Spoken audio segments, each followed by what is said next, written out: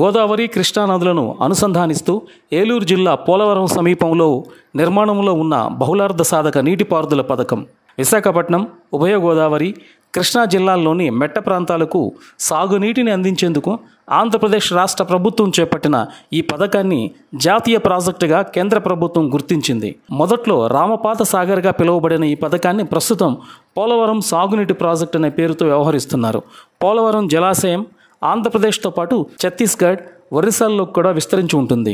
ఇక 2024 ఎన్నికల్లో టీడీపీ మిత్రపక్షాలతో తన సత్తా చాటింది. ఏపీ సీఎంగా చంద్రబాబు నాయుడు పదవీ బాధ్యతలు చేపట్టిన తర్వాత పాలనాపరంగా పలు కార్యక్రమాలు నిర్వహిస్తున్నారు.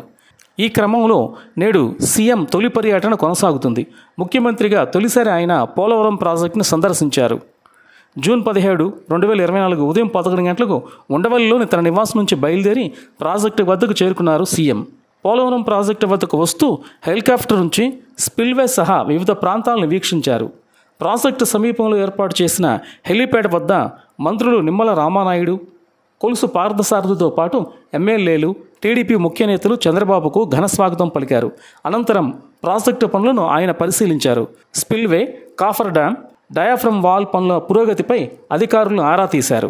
ప్రాజెక్టు పరిశీలన అనంతరం మధ్యాహ్నం 2 గంటలకు అధికారులతో చంద్రబాబు సమీక్ష నిర్వహించారు. అనంతరం మీడియా సమావేశం ఏర్పాటు చేసి వివరాలు వెల్లడించారు. ఆంధ్రప్రదేశ్ ఒక జీవనాడిగా పోలవరం ఆంధ్రప్రదేశ్ రాష్ట్రానికి ఒక వరంగా భావించి ఆ రోజు మనం శ్రద్ధ పెట్టాం. మామూలుగా మనం ఖర్చు పెట్టింది 446 కోట్లు. ఇప్పుడు రిపేర్ చేయడానికి 447 కోట్లు.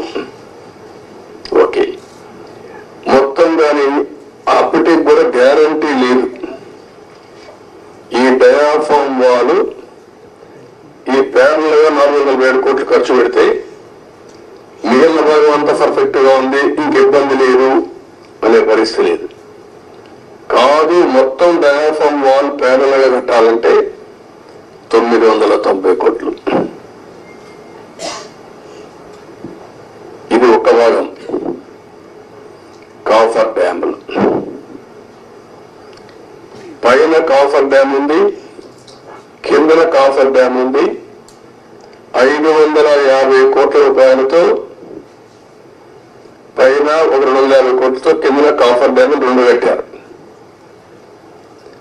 ఇప్పుడు వీళ్ళు చేసిన నిర్వాహకం మధ్యలో గ్యాప్, లాస్ట్ లో గ్యాప్ ఉంటే ఆ లాస్ట్ గ్యాప్ ను ఫిలప్ చేయలేదు. రీజన్, ఆ సమయంలో ఏజెన్సీ లేరు, ఇంజనీర్లు లేరు. ఆ నీళ్లు వచ్చాయి. ఆ నీళ్లు వచ్చి మొత్తం ఆ ఉధృతంతో కింద నుండి ఇసుకుని ఎక్కడికక్కడ పైకి వేసింది. ఎక్కడికక్కడ మనం ఏమంటాము, ఇవన్నీ అగాధం, ఆ గొయ్యి కాదు, వాటర్ వచ్చినప్పుడు సుడిగుండాలు అలాంటి క్రియేట్ చేసి ఎంత లోతుకు పోవాలంత లోతుకి వెళ్ళిపోయి 20 మీటర్లు 30 మీటర్లకు వెళ్ళిపోయి ఆ మట్టి అంతా దిగేసింది. దానివల్ల గ్యాప్ 1 అది క్లోజ్ చేయాలి మనం. గ్యాప్ 1 దగ్గర మీరు ఒకసారి చూస్తే అది 250 మీటర్లు ఉండేది. గ్యాప్ 1 బంద్ 150 మీటర్స్ కొట్టుకొని వెళ్ళిపోయింది. దాని మీద ఇప్పుడు ఇసుకేసి కొంచెం ఫిలప్ చేశారు. ఇప్పుడు ఆ ఇసుకేసి అది ఫిలప్ చేస్తే దాన్ని మళ్ళా గ్యాప్ 1 ఫిలప్ చేయాలి మనం. ఇప్పుడు ఇసుక తీసుకొచ్చి బయట నుంచి ఇసుక తీసుకొచ్చి అక్కడ పెట్టి మొత్తం కొట్టుకొని వెళ్ళిపోయింది. కాబట్టి ఇప్పుడు డ్రౌటింగ్ దానంతా కూడా కాంపాక్ట్ చేస్తున్నారు. ఆ ఇసుక అంతా పోసి ఇది ఎంత అవుతుందో తెలియదు. ఒక 2000 కోట్లు అవుతుందా, ఎంత అవుతుందో తెలియదు. They are saying as on today 2000 కోట్లు నాకు నమ్మకం లేదు. అడ్మినిస్ట్రేషన్ పైన వాళ్ళు ఏ లెక్కలు వేశారో తెలియదు నాకు. ఈ వీడియో మీకు నచ్చితే ఇలాంటి మరిన్ని వీడియోల కోసం మా ఛానల్ని సబ్స్క్రైబ్ చేయండి, లైక్ చేయండి, కామెంట్ చేయండి, షేర్ చేయండి. Thank you.